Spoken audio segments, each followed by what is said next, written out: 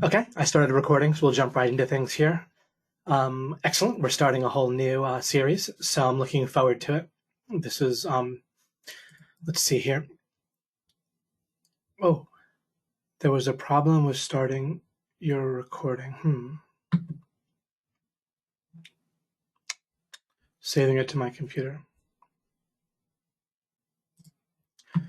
Not sure how to improve on that. Okay, anyway. Sorry, I just had a message there that it was saving it to my computer, but not on the cloud for some reason. There was a problem. Anyway, so by talking about relationships, we're going to be able to also apply and demonstrate law of implication principles that we've talked about previously. And the topic of relationships is the reason it interests me is because it's important, right? It plays such a role in our quality of life, and then it plays such a role in our ability to make and especially keep our money as well. And not between our love relationship and our business relationships in particular. Okay, just a quick note here that when I wrote here that the problem with trying to copy success in the formula for success on this slide, often when people talk about something like relationships, then it's based on interviewing or talking to a whole bunch of people about, couples and so forth, about what works, what doesn't work. And that's valid, and you can read about that other places. My approach is different, as you'll see, and it's an interest of mine, so I've researched and read plenty, but it's more of like a confluence of a number of things that I know and have discovered, and that can really give a unique and important foundation and frame, and pretty much a complete paradigm for great success with relationships. So I build from what I know, and then I keep building on that from more things that I know. If we just try to interview people that are successful or see what seems to correlate, like disrespect, for example, might correlate with relationships breaking up. That's just, again, a different approach. And they'll miss things that I'll catch. They'll catch things that I'll miss, with my method. But I read that stuff anyway. I take it into account. But it's not the sum total of how I come up with the stuff at all. All right, so a little bit bigger font for this slide. I wrote, let's begin by building an understanding of a paradigm shift. So in this webinar in particular, so we'll do a series on this. I'm thinking of doing 2 webinars and then maybe having a discussion webinar where people can also ask questions about other stuff like evolution and such that I covered last webinar, and then continue on with whatever we need to cover with relationships. And by talking about relationships, it'll also we'll need to touch on other things like goals, as I wrote, and relationships also involves things like influence. So you'll naturally be more influential, persuasive, and so forth as part of what we'll cover. But for this webinar, I want to start to build, and we'll see how far we get, with a paradigm shift where we're particularly aware of the paradigm of behaviorism and of seeking approval, trying to not have disapproval, and then getting in a sort of alliance with people we're in relationships with, where it's sort of to build their self-esteem by giving them approval, and also to try to get them to do what we want. And the relationship becomes kind of transactional, almost at the level of like approval and disapproval, and whether they're kind of doing what we want. And then we do what they want if they do what we want. And it's very easy to slip into this sort of thing. Possibly even like almost, certain that people often slip into some amount of this. And then I wrote underneath, as always, foundationalism and bottlenecks, just as our approach to relationships will involve this idea that we want to have a sense of what partners will naturally be good for us, and that we want to remove bottlenecks that'll occur too, or that are predictable, including false paths and so forth, illusions that can get in our way and mess with our relationships. So we'll take the approach of constantly looking to eliminate things that'll mess us up. And then also we're going to look to get underneath, like let's say we want to have respect in our relationship. Well, we want to have a foundational approach to that um, where we really understand what underlies that, and we're going to probably need to understand then as we dig and try to understand what underlies things like behaviorism, approval, or our desire for approval, we come to questions like, well, where does our confidence come from? Why do we want confidence? What's the benefit of it? Is there a different way to base our confidence, right? So we're and then till we get to ideas that are basic and we can stand on and build back up from there, right? That's my approach to everything, and is with foundationalism and bottlenecks, as I talked about in the definitive series. Okay, so on this slide I wrote, so we start talking about behaviorism. So how does it work, right? The basic idea with behaviorism is that, so what'll happen in relationships is people will get in either a love relationship or business relationship. Well, I'll just put friendship relationships there'll be plenty that's relevant that I'll talk about, but I'm mainly going to focus on business and separately love relationships, which overlap in a lot of ways. And of course they have differences. So to a greater or lesser degree, people will get in relationships because there's something in common right now, right? It's sort of an alliance in a way to be mutually doing something and interacting in a way that we both like, or we're both doing some task in business or providing some angle or part of the business that needs to happen. Maybe one person's good with meeting people in sales, another person's good with getting product made and kind of management, and maybe one person has ideas and wants to push things forward, another person kind of thinks about what might go wrong, and they kind of play off each other.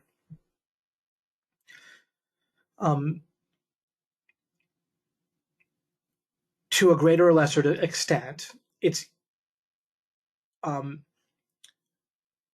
we are going to feel like the other person should do certain things and that we want them to do certain things. And if we do the things they expect, then they'll give us feedback of like approval and so forth. If we don't do things they expect, we might expect them to be meted with disapproval. And then we do the same thing back to them. And everything works fine as long as we sort of feel that the bang per buck is there, that it's worth what we have to provide in order to get them what they have to provide. But if we feel like they're dropping the ball, then we have that whole issue that comes up of like, what do I do? I'm with this person. How do I confront them? How do I get them to step up, right? So that's a predictable issue that comes up. And then we can also feel obligated, and we might get in a cycle where we need to do various things that we don't that much want to do fairly often in order to kind of get the reciprocal thing that we do want. And so, of course, behaviorism involves that. Basically, you're rewarding good behavior, so to speak, from your perspective, and you're punishing like bad behavior, right? And that can just be with approval and disapproval, and various things like withholding, giving approval, disapproval, or things related to that, withholding behaviors that they want if they don't do what we want, and so forth. And again, this pattern of relationships seem like they're working great because the other person's doing what we want them to do, and we're doing what they want us to do. But that's an unstable thing in a certain way, right? Or often is, because circumstances can change in various ways, and then people don't quite know what to do about that whole thing. And what I like to do is have a paradigm that's not going to lead to this predictable problem. So again, in this webinar, we're really thinking about behaviorism and approval and disapproval, and where that kind of comes from, and what we're trying to accomplish, and then look for a shift and to see things in a more constructive way, different kind of paradigms and assumptions and frames and such.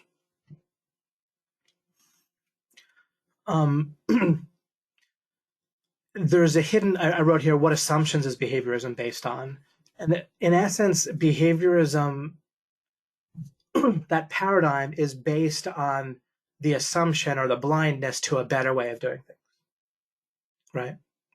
Now, when you're interacting commercially with people, right, kind of transactionally with money and so forth, when we're dealing with relative strangers, or maybe that we know them because they're a cashier at Starbucks, or they're a person that helps, performs a service and we pay them, or vice versa.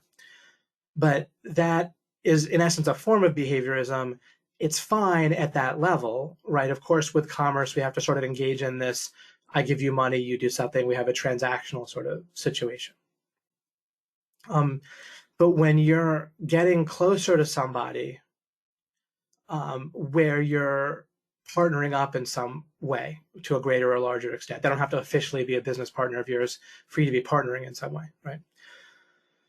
And by the way, with law of implication, one of the reasons I don't want money involved is I want our relationship to be one that's not transactional, right? Not behavioristic, and and so forth. Whenever possible, I like to get out of dealing just in a transactional behaviorist type of paradigm with people. That's possible to some extent, even with relationships that are pretty naturally transactional, like I mentioned, with people that do service for you, or vendor, or whatever. To take it a bit out of that, but that's not the real critical thing in your life. The critical thing is to again to see what's necessary, right? In either a love relationship or a business partnership, there's certain things that we really are going to need the other person to do. But let me skip down here to the slide beneath. Oh, I meant to kind of reorganize this. But I could have put this 3 things on top kind of to the side in a box, and the 3 things on the bottom to the right side in a box. But either way. Okay, so these kind of mirror each other. On the top here, I have just a kind of truth about how people feel and act, and outside, just in general. And this is kind of not a relationship thing or not, but it's part of how people feel and act. So of course that touches greatly on relationships. We might have a theory of mind and of growing up and of people where when they're children, they can act childish, right? Childlike refers to like being sort of innocent. Childish is kind of the negative part or connotation or aspect of a child's mind, where they're kind of selfish and they lack perspective, and they have these kind of primal emotions, right? And even tantrums and such. So through this is kind of I think it'll make sense as I point out this scheme to you, these 3 things on top. But it's also backed up through various scientific experiments. Is that it? So I started to say that we have a theory of mind that's sort of incorrect and naive, which is that people grow up where they're no longer a child too much, and now they have like adult type of emotions and such. What's actually happens is much more close to a model where we totally retain our childish initial feelings and emotions to start with regarding how we want to react to somebody, or how we want to react to a situation or a setback or something we want or whatever. And then what happens as someone grows up is they actually develop a sort of inhibiting layer on top of that. And they can measure this as kind of a quick, you can still see the impulse, whether it's eye movements towards a particular answer, or measuring like kind of an emotion welling up. And then it's, again, like inhibited and adjusted in terms of how somebody acts and responds and talks. But that's a different type. It's kind of interesting to see things this way, and to understand ourselves this way as well. Does that make sense with this kind of inhibiting what I'm saying, right? Where it isn't like the childish mind goes away. It just develops kind of a layer on top. But what's interesting about that layer, in part, is that it's sort of based on motivation, right? When how people say that like power corrupts, and absolute power corrupts absolutely. I'm not saying that's exactly true, but it's certainly a saying based on observation, right? So it happens. There's a plenty of reality to it, whether or not it's universal.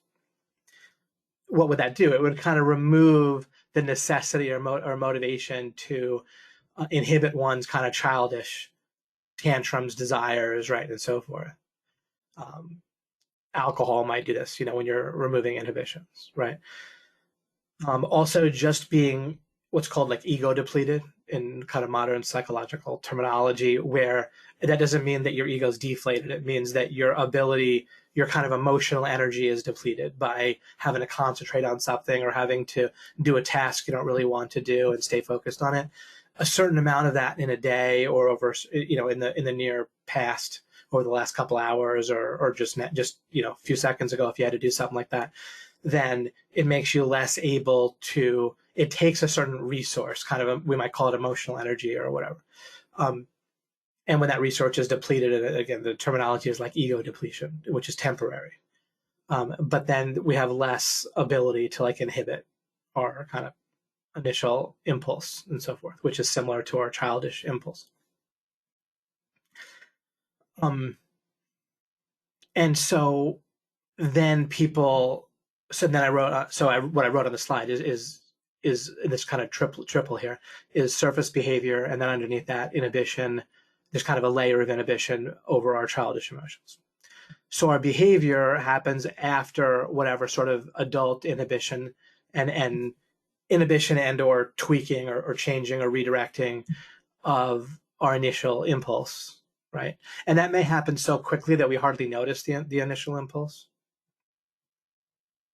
But other times, if we're more in private or we just aren't motivated, and one of many ways, this is a very useful just to overall to understand people and yourself. But one of the ways this comes into play in relationships is that as your motivation goes down for dealing with a particular relationship or wanting something from the other person, if you in the moment, maybe on a particular day or a particular time in a day, or maybe overall, you just don't feel like you want what you wanted from the other person very much.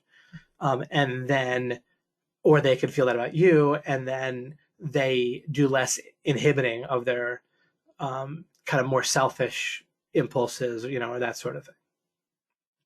It's not even just that people might be on their best behavior initially, they just might be on their best motivation. They just might feel motivated, and then one day they don't, and you'll get a different response or surface behavior from them, either verbally and or whatever they do. and this is huge, right? One of the elephants in the room or big things that I feel like is ignored and I felt this way or realized this a long time ago in my 20s. If you look at relationship advice, and there's a lot of good books and advice out there, or just things like distinctions and category stuff, right? Some of which I haven't even read, but we just kind of might be aware of it, kind of like movies where we might be aware of a particular scene in a movie that's famous, even if we haven't seen it, right?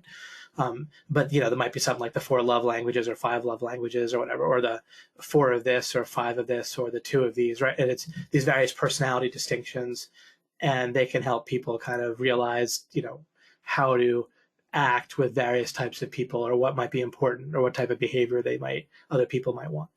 But all of that, or there might be advice on how to go about with dates, right? Or how to treat your spouse.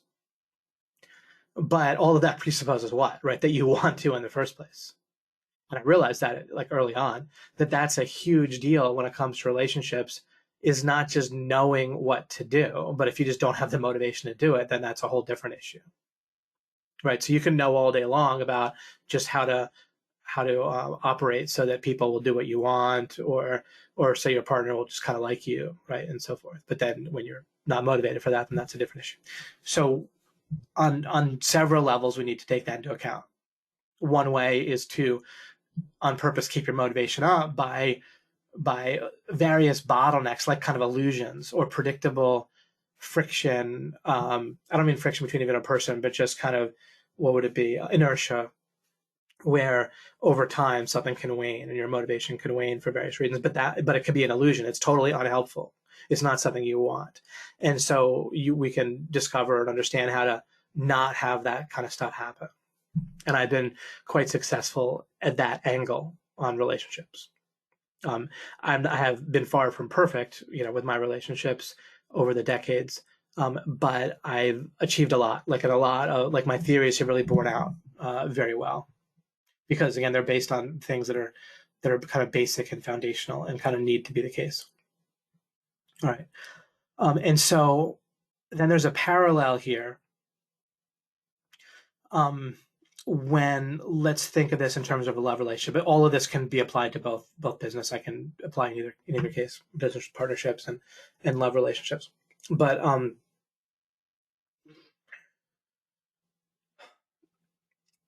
so I wrote here, I kind of coined a term, mutuality, here instead of like cooperation or something. What'll happen in love relationships is that people will have stuff in common, right? And the other person will have behaviors.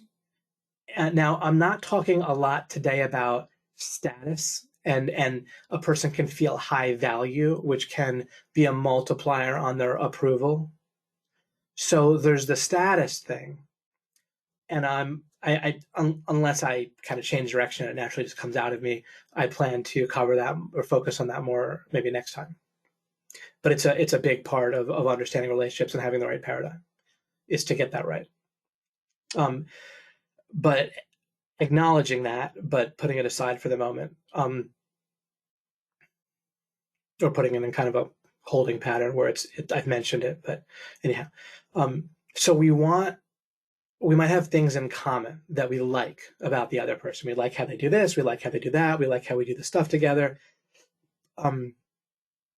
We like how, we feel like they're a high value person and they approve of us, and so forth.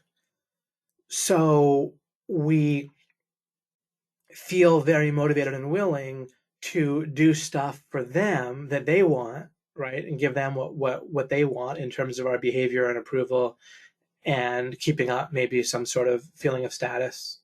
Or we accidentally screw up this whole status thing and don't kind of deal with it well in a number of ways, which again will be an important thread as well. But so there's this sort of mutual sort of cooperation or doing what the other person wants, but that is unstable again, and it's not a good basis for a long-term relationship.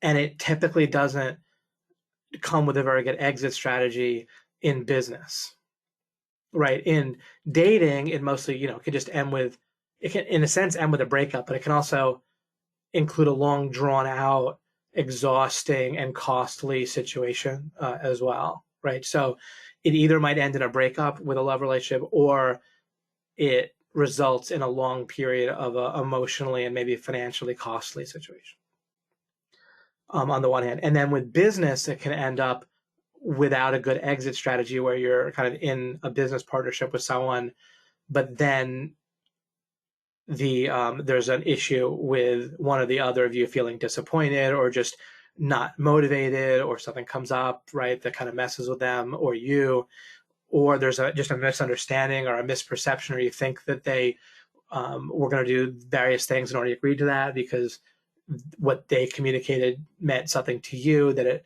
may not have meant to them, or else it did mean it to them, but they conveniently forgot, all kinds of stuff. So there's something that I want to draw your attention to, and I'll try to do a decent job with this, but then by drawing your attention to at least the possibility of it, or the idea of it, or the starting idea of it, then you can sort of look for it yourself. I noticed something, and this might be based on my talent of noticing certain types of things, or how certain types of things are kind of a problem in life, or don't add up, or they kind of lead to a dead end, right? That's something like how my talent works, where I'm quite gifted in that. So it may be more noticeable to me than other people. But by contrast, there's like an idea in like neurolinguistic programming that you pay attention to like someone's breathing and try to breathe at the same rate. And I'm like very much unable to do that. I'm not very observant in that way. I can't, it distracts me. I can't even tell exactly the rate that someone's breathing or something like that. Whereas some other people can, do a good job of that. So there's things I don't notice very well that are difficult mental tasks for me. But then with this type of thing, we're kind of seeing where something will lead kind of ideologically or kind of how it'll, I started to notice this where I could be in a relationship with someone, right? Like I'm dating them, and I'm married now. I'm referring to when I was dating, like in my 20s and teens and such. Um, where we could like each other a lot, we could do stuff together and enjoy it, and feel like we really wanted to be dating each other.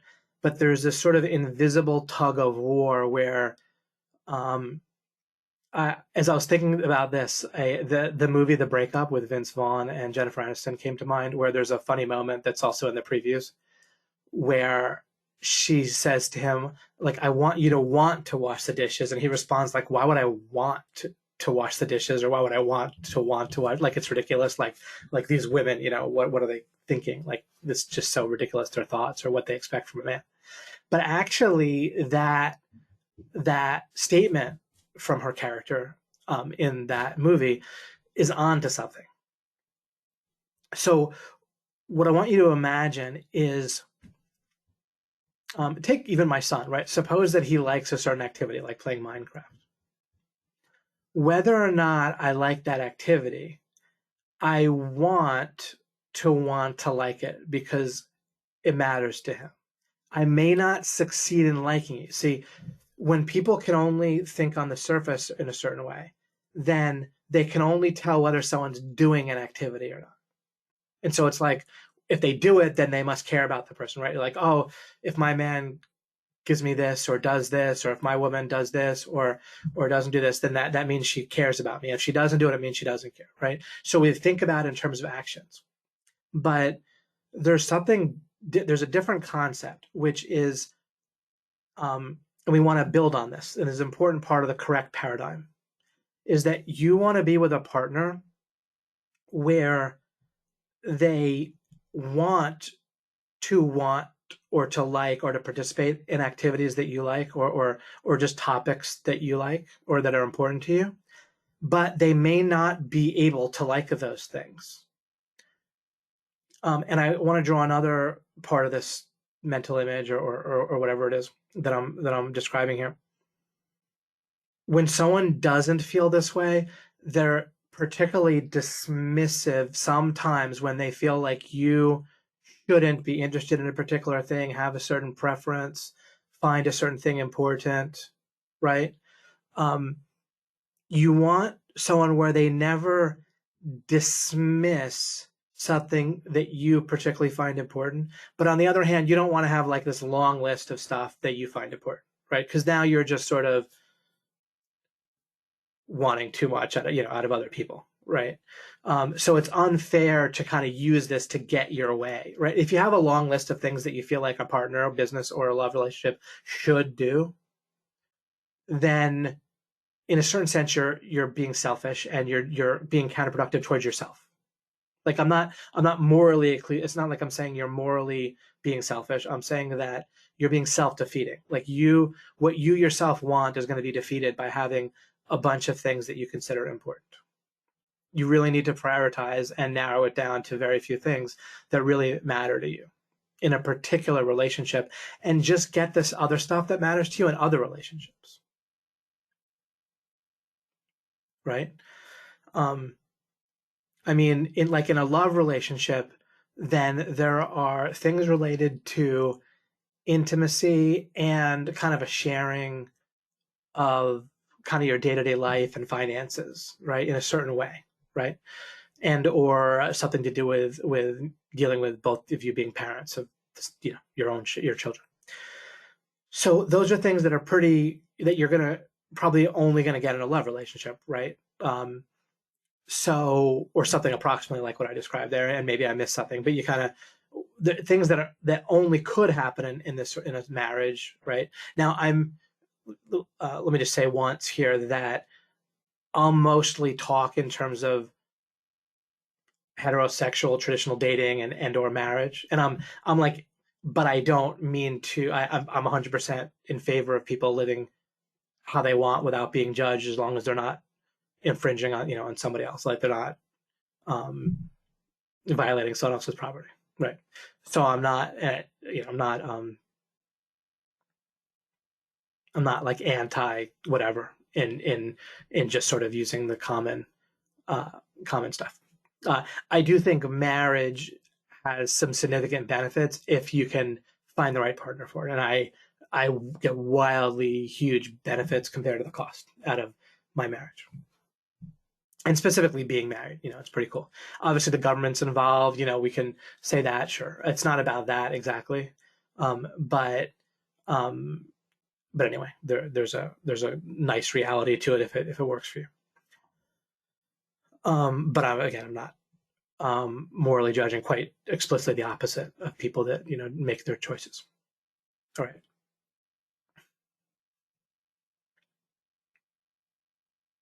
So this invisible tug of war. When I met Olya, her given name is Olga, and then it's kind of a nice form of it is Olya, kind of like Mike and Michael or whatever.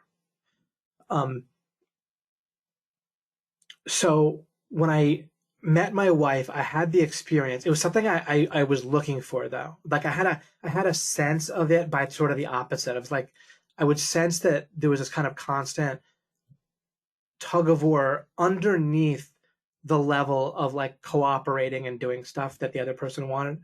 Um, like where, and I struggled to perfectly or I might stop struggling. Like I might get to the point where I figure out how to explain it well, or I might somehow be explaining it well already in some, or be about to. But um, uh, I felt for the first time that there's something deeper than stuff in common and doing stuff the other person wanted, and that we both had stuff that the other person kind of liked. We certainly it was particularly easy to, of course, be attracted to each other, but that you can find with people without this invisible tug of war. But for me, there was a feeling, and I don't know how lucky exactly I was, but I still want you to have this concept. So where I felt like I'd kind of known her and loved her even forever almost early on upon meeting her. But most importantly, there wasn't like fundamentally to we wanted the other person to actually be happy. If something mattered to the other person, it might not matter to us. We still might not want to participate in it. Like if she wanted to travel somewhere that I really didn't want to travel to, I still might not go, but I wanted her to be able to do it. I wanted to at least want to, and I would hope that I might want to. But if I didn't, then she would be happy that I didn't have to do something that I just particularly didn't want to do. You see, and I would the same thing for her. So we don't mind if the other person doesn't do something that we ideally would wish that they would do, because we care how they feel, and we know that the other person does genuinely care how we feel, and genuinely care about things that are important to us in theory, right? Maybe not want to do those activities, right? But there's this genuine desire for the other person to actually be happy, and that's more important than like just needing to be right, or to not just to how things should be, right, or whatever. Like people will have this kind of scheme of how things should be, right? That's kind of cultural, right? A man should do this, or a woman should do that, or whether or not it's man or woman, it's like someone I'm with, they should do this and should do that. Again, if you've narrowed it down to some very important things, like they should be okay, in my case, with me playing computer games and not have an issue with it. But that's like something that's very important to me to be able to do sometimes. And what I do, it's not that it's very important that they participate, right? But just not that they have a problem with it, like that there's something wrong with me because I do that, or that I'm lazy or neglectful or an idiot or a zombie or a nerd or whatever for doing that sometimes, or just nagging me, like acting like I shouldn't do it. I should be doing something else if I'm doing that.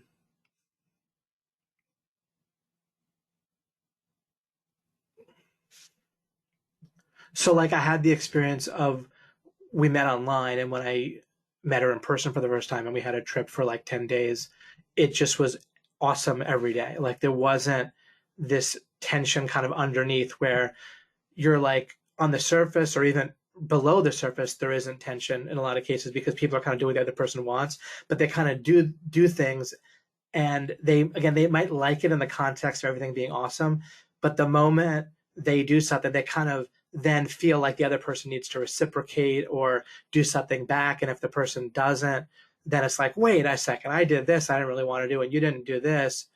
And there's this kind of constant then fear that the other person won't like do what you want, or the minute you're not afraid, but the minute a day goes by where they don't do what you want or partly what you want or just don't do something that you want, everything kind of falls apart sometimes in people's minds, right? Because then again, the behaviorism paradigm is very unstable, and it can't really fix this issue of people don't do what you want. Again, the only fix is, well, you kind of start withholding or withdrawing or some form of subtle, at first maybe subtle like punishments or withholdings, of stuff for their bad behavior, hoping it'll improve.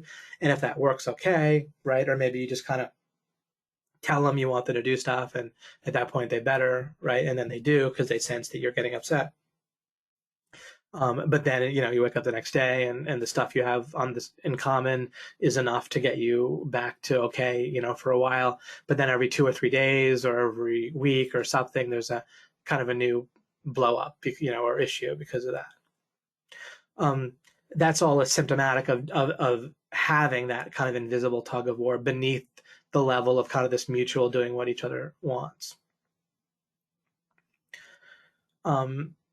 So if you're looking for accidentally, what people do is look for this sort of cooperation, right? This alliance where they're doing what I want, I'm getting what I want so much, I'm happy to do what they want, I'm very motivated, and then miss what's beneath that,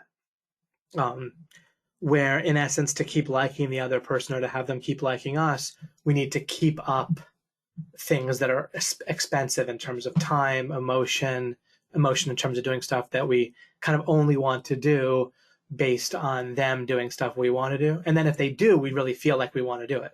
And that's where people can get fooled, right? Is in the wrong paradigm, you can feel like, yeah, it's easy. I like doing this with the person. I like doing that. Like I like, things you wouldn't normally like to do, all of a sudden you like to do. And you think it's great. And you're like, I can easily keep this up. But again, it's very unstable because the minute one of you has kind of an off day or just naturally has their motivation kind of go down a little bit here and there, or just it can take up a lot of resources in a relationship like that, right? And you just might not have those resources to spend for very long because you are usually in your 20s, right? When this is going on. Of course, it can go to 30s and 40s, right? If people stay in this. But that's when you have to it's difficult to make money. You have to put a lot of energy into that, right? And so you can spend a certain amount of time totally focused on a relationship, but then you kind of have to get back to reality at some point, et cetera, et cetera. So what we're looking for is a situation where, to put it simply, the person really cares about us more than they. Remember, caring and love is variable based on how much they'll sacrifice, right? And do they care and care about us and or love us more than their fixed notions about what we should do, how things should be, what should be important, etc. Right? And there can be. It's not like my wife and I always had a super easy time trying to correct something or express like an issue that we feel like the other person doesn't realize something's important to us or whatever, right? But ultimately, there was a really clear difference and a really clear layer that was there where the other person genuinely wanted us to be happy and to kind of within reason understand and or not even need to understand that much, but just wanted us to, each other to be happy. And again, one of the ways to see it is where if you don't do what they want, they can, if they believe that you love them, and if they love you, then they believe that despite the fact you love them, it's just you just really don't want to do that activity. And then they can feel happy for you, right? Because you don't have to then do that activity that you really don't want to do, right? You can, and they can just find you or them, and both can do those activities either alone or with somebody else, right? Because if you find someone where you're very attracted, the person has some qualities, that are great, and they love you, then you can just do certain activities. You don't need to like have something where they have to do every activity that you want on top of all that, right? Like if you're in a love relationship, um, you hardly need to have anything in common on the surface, because you can eat together, you can presumably find something that you like to watch, movies here and there, or just they might just want to tell you about their day and you're okay with listening, right? And that's plenty, right? And so you're kind of building like a life together. And so you don't need to like go skiing or even traveling, or whatever together, in order to have plenty in common, just if you like to eat together, right? And just talk about your day together a little bit, or whatever. And then intimacy, right?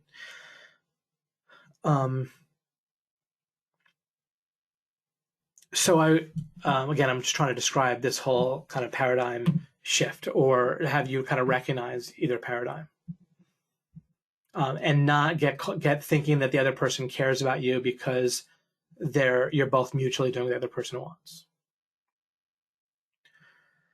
And also not looking at their behavior to see if they love you, but instead look at a certain sentiment where they want to value the things that are like important to you.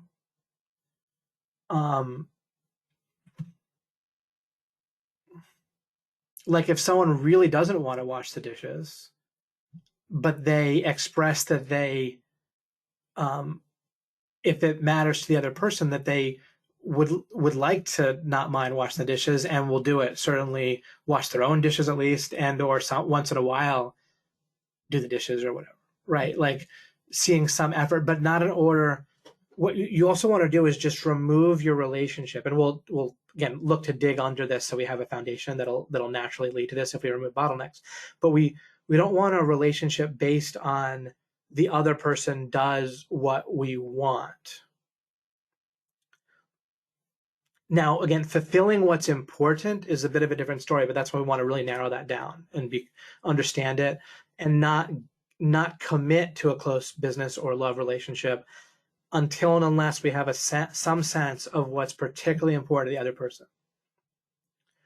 And we can tell that they have a good sense of what's particularly important to us, right? And if it's kind of narrow and clear to you for yourself, and then you kind of get something from them, and see if it's going to be fairly effortless for you to do that, right? Like in my relationship, my wife, it's important to her that she's married to someone that will like have roughly an hour. It's not that she'll give an hour-long speech, but just have an hour to hear about her day or her thoughts or talk through decisions she's trying to make or whatever, right? And I can do that. I can upkeep that without an issue, in a way where I don't have to feel like then she has to do stuff for me because I did that. But because we're committed in our love relationship, then there are things that are clearly important to me that I would want her to treat as important, right? So that is a basis. Like that does need to happen in essence, right? So you want to be in a relationship, and you can translate this easily to business. Is you want to be wise about narrowing this stuff down and have it be as little and narrow and clear as possible to you, and accurate of what you need in a business partner. Because a lot of stuff can be handled by outside services, vendors, etc. Right? You don't really need that much in a partnership. Although, like there's benefits to being solo in ways, but then there's incredible benefits, right? I got an immense benefit out of my close kind of ongoing business partnership with Mike, right? Mike Long. But one of the things, we've realized some things over the years, right? We've had to remove various bottlenecks and assumptions, but now we've operated in really amazing harmony for a long time now. But we did have to work through things, right? Just because there's not perfect harmony in the beginning, that's not a big problem. But what you need is this underlying thing with this tug of war, right? And again, and I had a feeling with Mike when I met him that it was very easy for me to like him and care about him for whatever reason, right? And so sometimes you'll meet people like that where mutually, and vice versa, where mutually you have this, it's kind of easy for you to like and care about someone kind of as a person, like basically where you care genuinely about them being happy, and their welfare, right, and so forth. With what was I saying here? So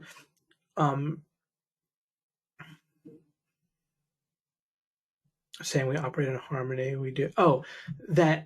So there's plenty of stuff that we don't have covered between the two of us, and then we need to make some sort of alliance or maybe partnership or a project or whatever with other people, and we do that, right? So again, you don't need everything from someone, but sometimes you can just have a lot covered with someone that you can feel very, close to and rely on and have loyalty, right? Part of the paradigm that I'm overall have kind of discovered, developed, and so forth, and live out. And there's a lot of loyalty with people, right? When you're in a behavioristic model, then what happens when you're kind of down or when things are difficult? Is it's like a double whammy, right? It's like when you're down, when you're basing things on mutual alliance of I'm getting what I want from you and they're getting what they want from me, and it's transactional in that way. Excuse me. Then when you're down, you're doubly down because that relationship's going to erode. When you have a different sort of relationship, then they're there for you, right? And they pull you up. And so if it's not based on this reward and punishment and the surface behavior, and you'll in the good paradigm that I'm trying to develop here, you'll get more and better surface behavior, right? It's found, right? When you build something on a rock and then you build up from there, then that's great. It works terrifically. It's just you need to have the insight and understanding and distinctions to do that in the first place.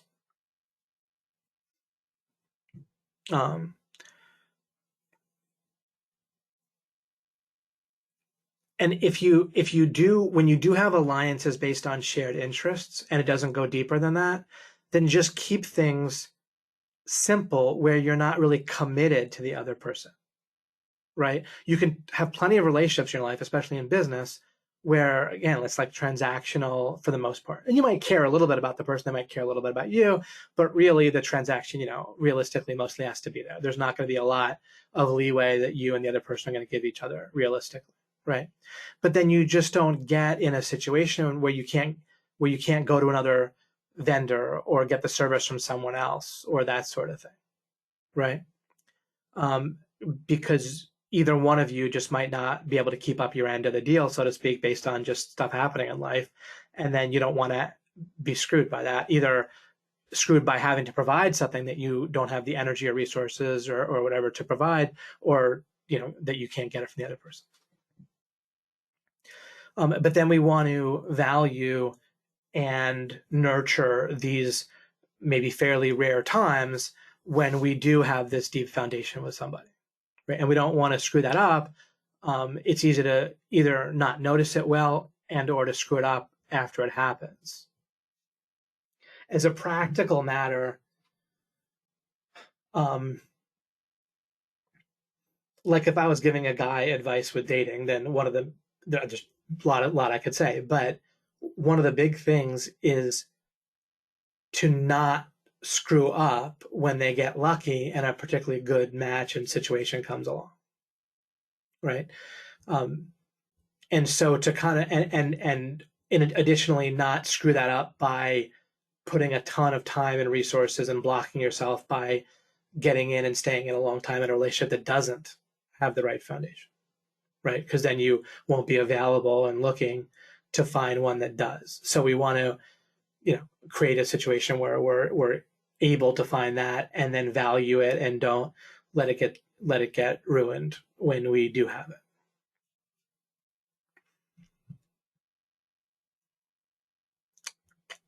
Okay, let me just let me go on here or go back up. Actually, I didn't finish this. I wrote here on the behaviorism slide, giving and withholding approval and disapproval are often the main sources, right, of behaviorism in relation, right? So what we want to do is start to look at what are the roots. Let's understand the want and need and so forth for approval and disapproval, right? Because there's doing activities together, but really what's underlying relationships in a lot of cases are this mutual alliance of approval and disapproval. And then I wrote, you need to watch out for this and steer the relationship from this paradigm of behaviorism, approval and disapproval, or steer yourself away from that relationship. Approval becomes positive appreciation when it isn't tied to trying to shape behavior, right? So like with my wife and I, one thing we've been very good at for like throughout, we've had our struggles with various topics, but one thing that's gone well for us is where we really managed to stay out of this behaviorist paradigm well from the beginning, and where it's really not about trying to get a behavior out of the other person. We both naturally want to fulfill what's, the few things that we know of that are important, very important to the other person, and kind of the basis in a certain sense for our marriage. And that's not really so much behavior, right? That's like what the relationship is. There kind of is no relationship without the critical things that are important and that are expressly important. The other person understands they're important before the commitment, and so forth. So it's kind of, in essence, similar to just breaking up explicitly if the other person just started acting like what you both know is very important and is the basis for your relationship, if that's not important, right? That's different than surface behaviors. But you don't need to push the Armageddon button just because you feel like for a day or 3 or a week or whatever the other person's acting like something is very important, is not important, that you know is important, or that they should know, so to speak, is important. You just want to bring it up, with them. They just might not realize. You certainly want to be slow to destroy when you find a good situation for yourself. I might as well just say here that the way to handle this issue where you need to bring something up, where you're kind of confronting a person about some sort of misunderstanding or they're not fulfilling something particularly important to you, the general idea, and you kind of want to introduce this idea and kind of get them used to it as best you can early on, or when things are good, is sort of, and what you want to be able to both do is to express how an experience, like let's say they did or didn't do something, or they said something or didn't say something, whatever, whether they did something or they didn't do something that you wanted them to do, whatever. But how that experience, how it occurred to you, how it unfolded for you, what it was like for you. But in some way, and this is a little difficult, but in some way where you're trying to be clear and they're ideally getting the idea that it's not that you're right. Normally when someone presents their opinion or how something was for them, or they might even just frame it in their head as, this is what you said, this is what you did, but actually that's jumping to a conclusion, right? What a person said is not that phrase, that the content of that, it's not identical to what you understood them to say, right? Like ideas and experiences in other people's minds, the meaning of doing something, not doing something, communicating something, not communicating something to your partner can be different to what it is to you, but it might feel like there's only one possible interpretation. So you want to be able to express how it occurred to you while while at the same time both feeling and they getting that you're expressly not implying that your perspective is right or the only one, or even that you want to hold on to it and that them to agree to it. You might be able to let go of how you felt like their communication meant, right? Maybe you felt like, oh, they didn't do this, but they really should have, right? Or they said this and it offended you or whatever. Um, it's very common that you can let go of it by showing how it felt or you experienced it, and then they express how they experienced it or what they felt like they meant by saying, doing, or not saying and doing something. And then it can allow you to just let go of your perspective that is just basically hurting you, right? In some cases, or it may be that you're just right and you discover that, and ideally they discover it too. But again, the fundamental idea is that you relate how you experienced something, while both you feel and they understand that you feel that you're not necessarily right about that, or there might not even be such a thing as either person being right about a perspective, but just this is how it occurred to you. And you want to hear how it occurred to them, and that might be eye-opening to you or might help you to understand, or you might just end up conveying that a certain type of action or inaction on their part, or saying something or not saying something on their part, feels this way to you, and ideally they won't do it.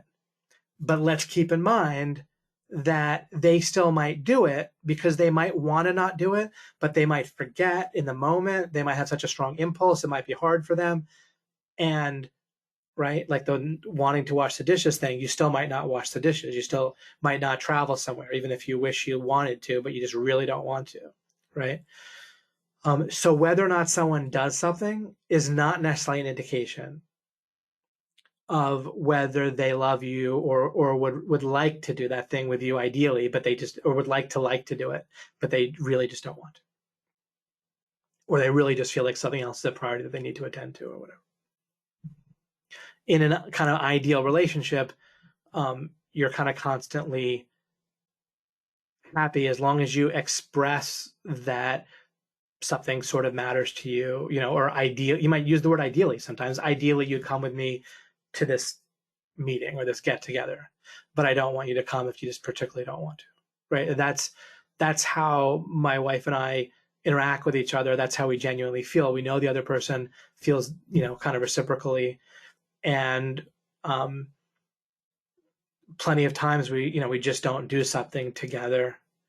Plenty of times we do, and plenty of times we don't, and it genuinely is totally fine, right? The fewer kind of shoulds, right, things that a person is supposed to do in the relationship, the better. And then people can just voluntarily do stuff, right? But where it's not a matter of they're doing things because you'll withhold your behavior, if they don't, or you'll be disappointed or whatever. And it's a very relaxing, nice way where you're of having a love relationship, where your emotional energy isn't constantly depleted by your love relationship. Instead, you then have energy for your life much better. And instead, it's more of a source of energy rather than a kind of a depletion of it. Resentment, right? Resentment is that emotion when you do something that you didn't particularly want to do in order to get a behavior or a reciprocal behavior from them. And we particularly don't have much resentment. And throughout our marriage, there hasn't really been a lot of resentment, right? Because we're just kind of in a different paradigm than that.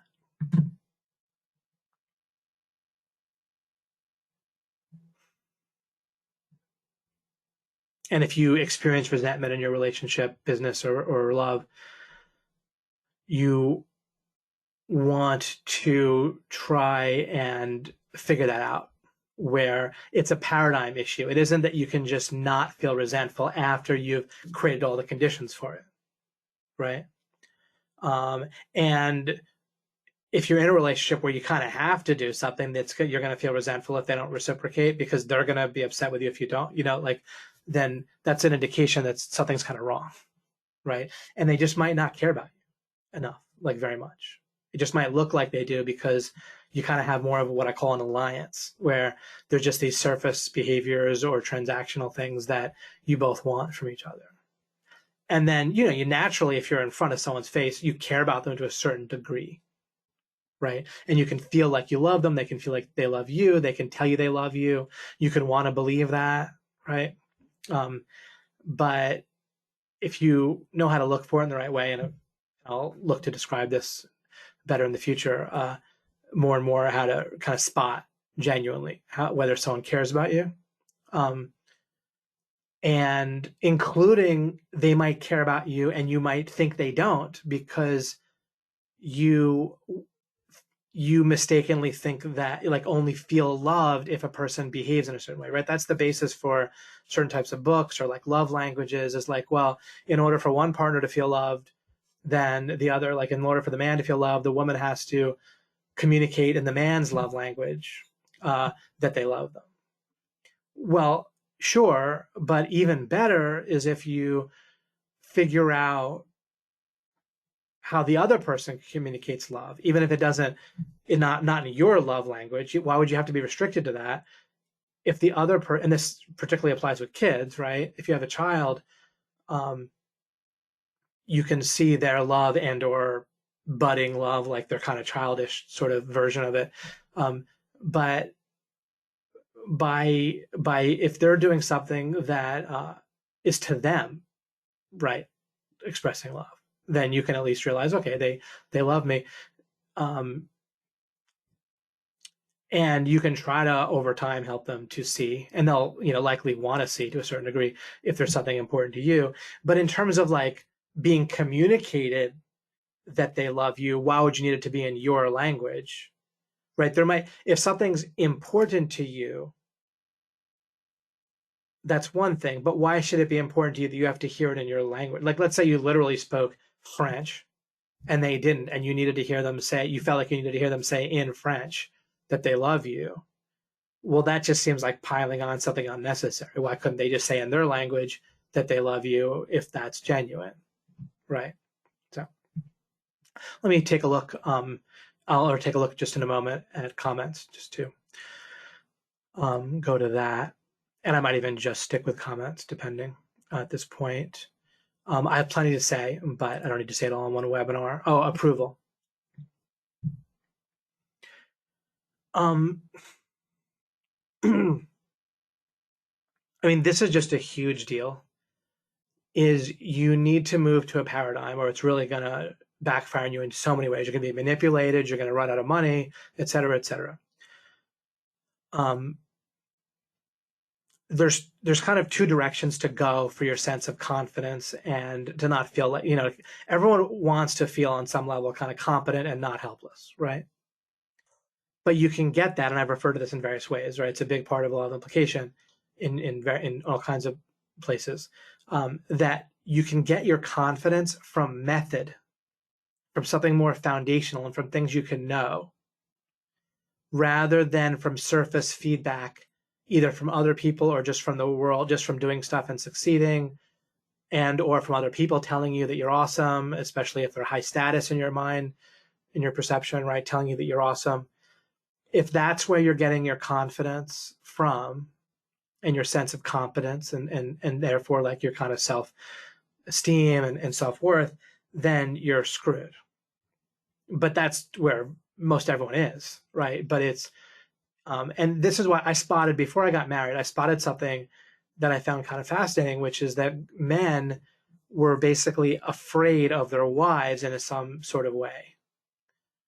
Not like that they get beat up, by their wives, or even that their wives would leave them mostly, but what it was it, and I try to figure out what is it that they're afraid of, but it's like this disapproval, right? Or withholding of approval / disapproval from their wives. And it really, they would be scared of it. Like they'd be afraid. And they would talk about their fear like it was so normal that it was like everyone was kind of in on the joke, so to speak. Like, well, of course I'm afraid of my wife, ha ha ha, or the wife is calling, I better run before, like they would express this sense of fear as if everyone obviously was in on it and we all understand. But I was thinking, I don't want to live that way. Or fear of the nagging, right? And I don't mean like this abject terror, but it would just be this like implicit fear that I could spot maybe with my talent of like, well, this means you're like afraid of something, right? Of being nagged and or with approval withheld, and and approval of course can be expressed through sex and so forth. But whatever that could be withheld, or disapproval could be expressed, similar to nagging, or just could be a look, right? And I resolved I did not want to be afraid of my wife in that way, and that's another place where I've succeeded very well. And so, meaning that this part of thing you can really learn, from me. It's a success. It's really worked. There can be other areas where other people have succeeded in better ways than me. They've discovered things that I haven't discovered, but this is one of those things that I've discovered, and it's true, and it works, and it's powerful. But it has to do with you. Now, I want my wife to approve of me, just like what I like is appreciation, but it's not tied to like behavior, and it's different than my self-esteem. It's just sort of a win-win. Just like if you guys approve of a webinar and or appreciate it, right? Then I want that to be the outcome in the sense that everyone sort of wins. But my sense of competence is based more on method of I'll get it right. I'll figure it out, right? If I like, sometimes I'll get upset kind of privately playing a game, like a computer game. It's fairly rare, but it can happen. When it happens, it's a flag to me that I want to unravel and not have those conditions. And it's kind of interesting for me too, weirdly enough, because when I experience like kind of negative emotions, it kind of helps me to understand other people and that negative emotion, and and so forth. But I want to get it better, but not in a sense of where it's like I'm in a rush, right? Where I just have to prove that I can. I'm not trying to prove something by getting better. I just, better is better, right? Like with any good ideas or getting my ideas straight in my mind, and working through bad ideas that of course are accumulated in one's mind from birth. Where's the rush, right? Better is just better. I want it to be better because it's better, but not like to prove something. And so that sort of thing. So we want to get to the point in life where, we're no longer trying to substitute, the approval we did or didn't get from our parents, right? Few of us got enough approval, in a sense from our parents, because our parents are often trying to fix us or have their own ideas of what's important and their own standards, right? And we can have different ones and our own competencies and all kinds of reasons why, we're going to a greater or lesser degree, people are going to want approval. Now, there's an idea already in the paradigm or the thinking of relationships is where, when someone's kind of at the extreme end of like needing approval and being needy and so forth, and again, they're very easily manipulated in that case, and they're going to spend a lot on their relationship, both in terms of time, emotion, money, then it's kind of visible, kind of like someone that extremely does not think for themselves. But everyone's kind of in the wrong paradigm to some degree. Some people just got more or less lucky with their kind of relationship with their parents and such, right? Or maybe some other figure in their life that kind of helped them feel accepted and approved of reasonably. But there's still, again, like I said, even if someone's kind of got lucky and is pretty good with this, just like with thinking for themselves, even if someone's reasonably good at thinking for themselves, they're still pretty far away from where they need to be if they kind of really had their foundation right. Right. So we kind of fully want our sense of confidence and competence and certainty, which is certainty is kind of the root of influence. We want that to be based in things we know that we can control and that are method based. And then we can just enjoy appreciation and approval. But we also want to keep our eye out for the other person. We still don't want them to be overusing, approval or disapproval. And so forth. Okay. And I'll continue in the next webinar, and now I'll just sort of look at comments for a bit, which there may or may not be a ton of, but we'll see. The reflex, right, exactly, is that we get better at suppressing it. You agree that with the schema on the slide here, right? And it's a important part of understanding kind of having a more correct theory of mind. And to have a good theory of mind is not like a academic exercise. It's our theory of how our minds work and other people's minds work in all sorts of ways, in a very practical, sort of sense, where people's responses come from, what they mean, the differences in people's perspectives, all that is very important and practical for our day-to-day lives. David's on fire. Thank you. I have to reevaluate all my relationships now. That's really funny.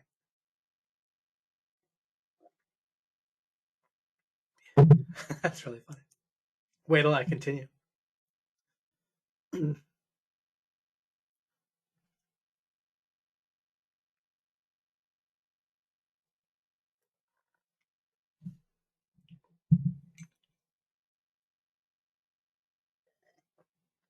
Dave Mazzaros, who's told me he's looking forward to this webinar, says, I'm curious how we would handle people giving some sort of negative feedback about something due to perceived backwards progress.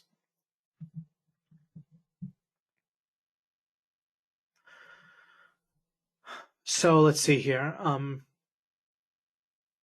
Suppose we're in a marriage and it looks like there's negative progress with our finances, and the person we're with is kind of expressing worry or kind of some sort of disapproval towards us, presumably in this case we're the man, right? And I don't believe that there like should be gender roles or that people should fit in with them, but I do believe that it's practical to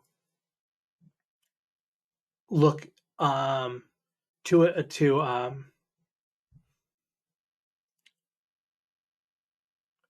gender roles have a reality-based kind of vector like influence for why, for there being the case that that is reinforced kind of with culture in a circular way, but it's also based on just plain biology and realities and and so forth. So again, I don't think that people should fit in those roles, but they tend to, and so we should be aware of them. Or gender differences are very interesting and fascinating for asking questions, right? Let me see, especially if it was related to something that may be helpful but is outside of standards and norms. Okay. Might need to have something more specific here for me to grasp. I mean, I can deal with it kind of in the abstract as well. I'm curious how we would handle. So in general, when somebody is stating an idea and you think it might be wrong or you think it might be right and you might have any kind of negative sense of it, if you think about it, you only need to understand the idea with them in order to either unravel it if it's wrong, or sometimes it can contain something useful. Whether or not it's right or wrong is kind of besides the point, but there's something useful to be gained, like a kernel of usefulness. In either case, you don't need to start talking about your thoughts and your opinion or giving counter arguments or counter facts. All you need to do, and this applies, in all sorts of areas in life, is keep kind of talking to them about their idea, including you might bring up, well, how does that relate to such and such? Like, I'm being a little abstract here, but by continuing to, it's like with evolution. All we really needed to do is understand their theory, the theory of evolution, better and better, and then the contradictions and absurdities come out. Or the correctness comes out in the case of microevolution and the usefulness of that and so forth, right? So the kernel of usefulness comes out, the different places where it can be helpful, and then the absurdities and the wrongness also comes out just by understanding that theory. I didn't need to talk about counter arguments or facts or whatever, because those aren't really useful or convincing in most cases, right? So yeah, that's a bit of an answer. I can come back and see if there's more. Fletch said, so much here to notice and not just have gotten lucky about or whatever I classified, it as. A lot of like successful relationships are based on like happen because of a kind of combination of luck, but also kind of a cultural lattice work that both people kind of ascribe to, that has a bunch of shoulds and structure that they kind of both members of the partnership sort of believe in, and it kind of provides enough structure that people just kind of operate in it, and it works. But I like to get outside of that because obviously that's restricting as well, and could just flat out have a bunch of wrong things. certainly with my marriage, but business relationships, this is so key to consider. Absolutely. Absolutely. It's huge to consider behaviors. And I'll try to expand in the future on how I got out of that to a large degree while still having people perform at a great level. And again, part of it is that you're really clear about a crucial thing of importance, that sort of is what the relationship is. And then there's not really a lot of behaviors that are necessary. They just need to upkeep that kind of one thing, in essence, right? And not criticize, like your thing, like kind of accept you and feel like what you're doing is important, or what, and then they need to uphold one thing that's critically important. And in a way where, when that's abundantly clear, and you do this with people where it's going to be pretty easy and they want to do something, right? Like in business, people want to do certain things where they're using their talent and expertise and getting value, plenty of value in return for that, right? That's what people want to do in business. So you just sort of harness that. And then you just don't let there be all this creep, like encroachment of all these other stuff that they're supposed to do. Mahai says, what if one person in the relationship realizes after a year or more that they would really like or want to add additional elements to the other person's offer in that relationship? Well, if there's love or some sort of basis similar to that, then you can just start talking, and then both members care if there's a reality to the importance. Like, let's say there's a new thing that's important to you. Then if the other person cares, then they want to know about that thing that's important to you. And if you care about them, then you just want them to understand it's important to you. See, plenty of new things can come up, let's say in my marriage, of like, oh, this is important or that's important. But all either of us really needs is for the other person to understand that it matters to us. Because at that point, since we both love each other, as long as I know she understands it's important, then I know she'll take into account, but it doesn't mean that she'll have to act on it, because maybe the cost for acting on it is large and I care about that cost to her. See, we both love each other, right? So then I'll know she'll care as long as she understands. And then if she still isn't going to do something, in some cases, I'm okay with that and support it, because I care about her and her resources and feelings and all that. You see, so there's this great paradigm where you both can tell you care about each other, and you don't necessarily have to sacrifice everything for each other, but there's it genuinely matters if something is important. So that kind of adds a bit to what you said. I never kind of want to claim that I'm fully addressing a question necessarily, but at least I try to in a short time. Dave says, let's say you said we'll do this thing because this will be great, like a project or something, but then that is going to involve, wait, where do we go here?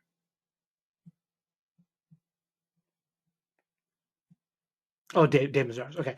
Let's say you said we'll do this thing because it will be great, but then that is going to involve some sort of perceived negative progress, and they become frustrated or whatever, and we ideally don't want to be defensive. Let's say you said we'll do this thing because it will be great. Let's see if going on a trip works for this. But then that is going to involve some sort of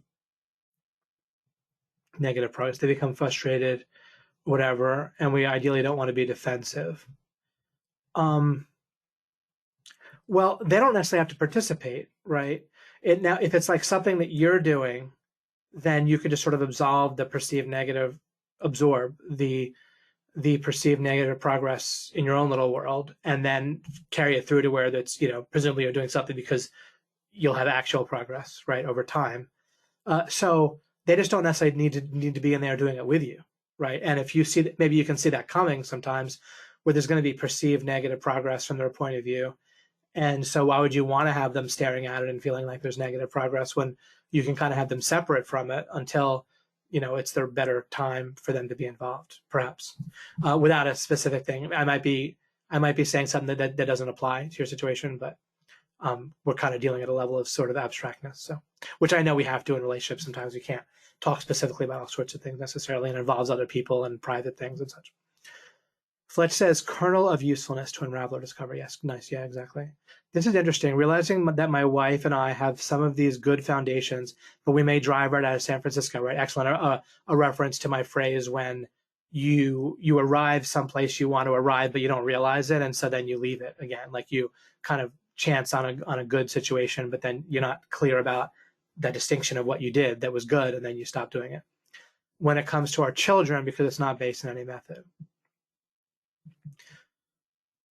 Oh, I see. So you and your wife deal well with this, but then when you're dealing with your children, or your wife is dealing with your children, like maybe you're talking about your relationship with your children. In any case, yeah, right. Like having some of the stuff I'll talk about, you guys or future people that listen would have chanced upon or realized, whatever. But there's certain, like I'm sure they'll almost certainly point out some distinctions and clarity that will keep you doing things that are good rather than accidentally leaving what you're doing. And and it's very easy to not apply stuff to your child. This reminds me of something I referenced recently about my son Chance and a communication we had.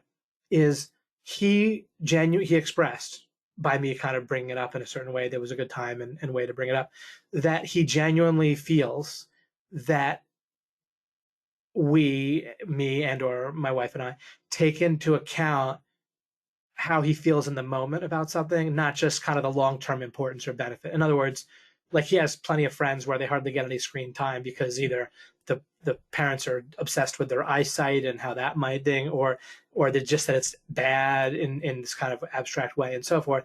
And he sees how we care about how he feels in the moment, that he really likes it and it's important to him.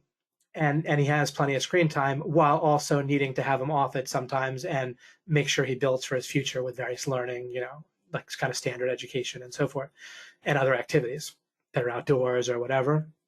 But where there's a balance where he can tell that we genuinely care about his moment by moment feelings, not just because otherwise it's a different sort of supposed caring when it's just based on, and we might have experienced this to a greater or larger degree with our parents, where it's kind of based on this picture they have of how things should be and what is good for you, but they don't seem to realize about how we just feel like in the moment about something, and they don't take that into account very much.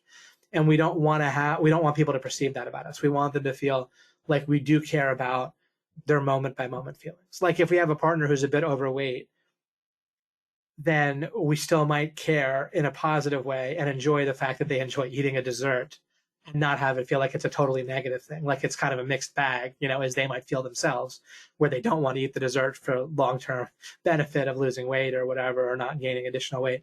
But what we want to do in a love relationship is to be genuinely happy about their good feelings in the moment, and that to be part of the mixture, just like we do for ourselves, right? Where that's part of the mixture of how we make decisions, is that we just like it in the moment, and that's part of it. And we also try to balance that with our long-term benefits. And I think it's great for our kids to genuinely get a sense that we care about their immediate feelings and benefit. Everyone will do that sometimes, like on birthdays or when it's not harmful.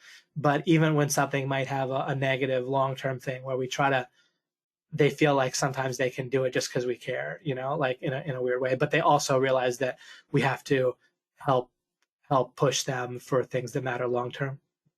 But there's something about how I think we feel differently about people that take into account our kind of short-term feelings, even if there's a kind of a cost to it. Everyone wants another person to be happy in the moment if there's no cost, right? Like, unless we're just a psychopath, right? Like any random stranger, if they could just feel happy for a few moments or for a day with no cost to myself or them, of course we all want that, right? But it's more like when there's a cost, but we still value, like we show that we put value on their moment by moment feelings, and then people kind of put you in a different category, right? Because that's in a certain way what a certain type of love is, right? Like the love we might get from parents, the type of parents who mostly ignore our short-term feelings, right? Because they're trying to build us up for the long term, so to speak. There's something missing to that. And we don't want that in a love relationship. We really need, like, just think about sex, right? Like, in theory, in a certain type of way of looking at it, you can always make more progress in life by doing something other than sex, right? Like, you could be working on your business, or doing something for your kids, or learning something, or doing exercising, right? Um, and then it isn't maybe until someone like kicks up a fuss where then all of a sudden it feels like maybe a progress is being made by having sex, because at least it's getting the other person to stop kicking up a fuss, right? But you don't want to get in that pattern. You want to somehow, right? Because this relates to this moment by moment thing. It really, there's a way that it genuinely matters in life, because life is made up of moment by moment, right? Like, if all you're ever doing is doing stuff for the long term, but where you're not enjoying yourself in the moment, then you never get to the long term, right? And so it really matters in a relationship, right? Like, to have a great sexual and overall intimate situation, right? Um, where I say overall intimate, there's this kind of, stereotypical thing with a woman and a man, and where there's, things relating to sex and or intimacy and or romance, right? But taking the sum total of that and including all of it, that really matters to have on a fairly frequent, nearly day by day basis, right? And even ongoing, in the sense of a sort of romantic intimacy, or you can't be having sex every moment, right? But um, where you're sort of just physically intimate with holding hands or kissing, and letting the kiss linger a little bit, and so forth. Just different times throughout the day, not where you're counting, and you can go days where it doesn't happen, but just, also, by the way, just being particularly tender and pleasant to each other constantly, I would say, is a great thing that you absolutely want to strive for. And if you find yourself getting off of that, where it's more cordial, but not kind of a little extra tender. I don't mean you have to look disgusting to in a way that's disgusting to other people, but there's a way that looks both good to other people, right. What looks best, even if you were trying, other people were watching, is to have a sort of fond, tender, but reasonable tone towards your relationship partner, right? Like your love relationship partner. And there's even a parallel with business, where there's an appreciative, a kind of a constant appreciative tone towards each other, right? Which I do tend to have with people. Plenty of it that's based on the greatness and inherent appreciation of other people, without that I don't have any responsibility for. And then, of course, I participate in that too, and I like that as well. So to have kind of a constant appreciation tone in business, and then a constant kind of tender, kind tone, and then to where it becomes like habitual and normal. And I think that really helps and matters. And then when there's a moment where something's off, or a tough response, where someone's wrapped up or having a difficult moment and they respond, it's out of the ordinary, and it's swamped out by so much good tone that you don't get on a spiral. And you can say sorry or deal with it in a moment, or just it gets ignored because that's your habit. It's fine, because you know that it's, a moment that someone had, and you don't need to dwell on it. And the default, you're right back to kind of tender, and the next time you interact, or even a moment later in the same interaction. But it's a really nice kind of, swamping out of things and habit, and getting back, that I would say everyone would want to have, both the business version and the love relationship version.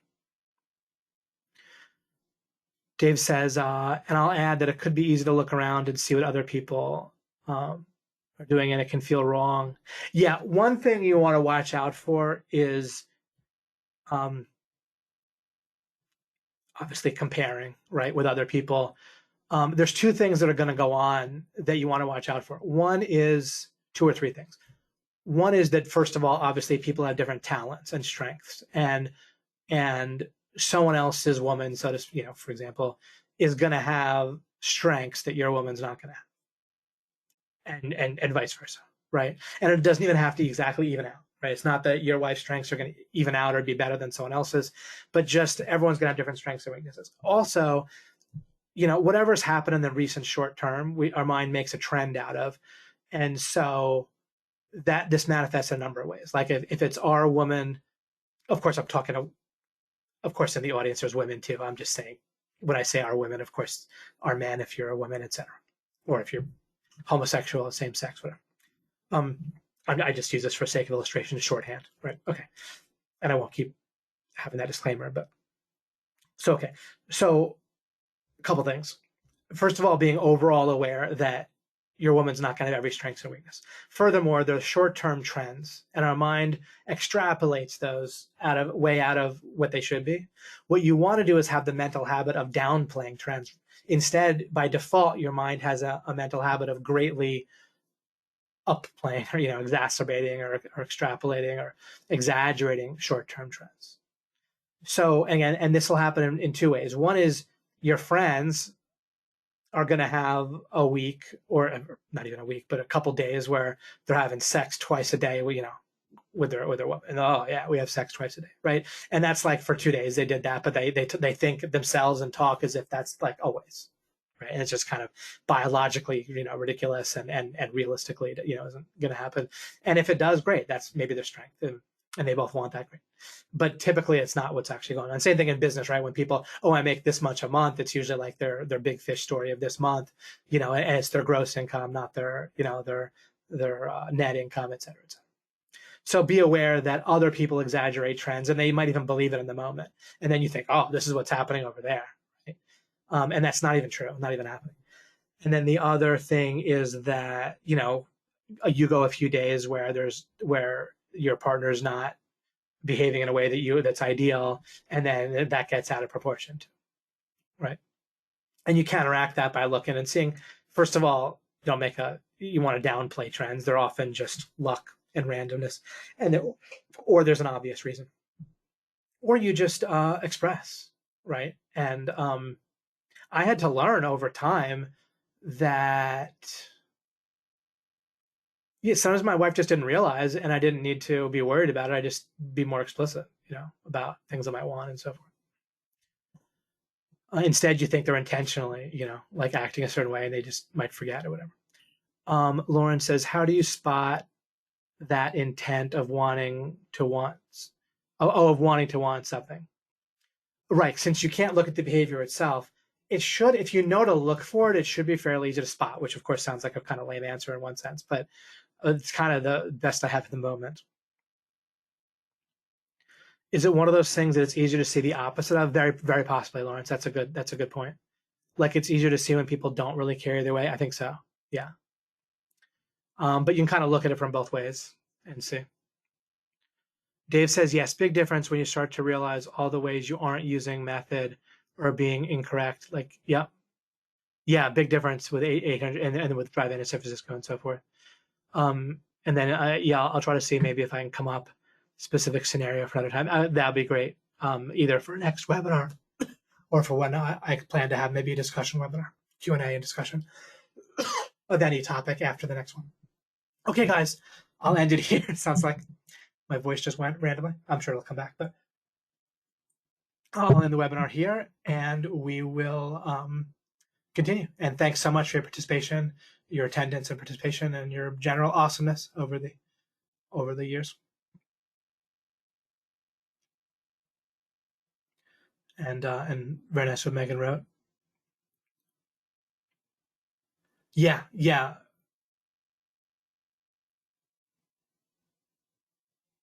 Okay, good. I'll try to get to this. Maybe I'll even start with this in the next webinar. Okay, guys, I will talk to you all soon. And thank you very much.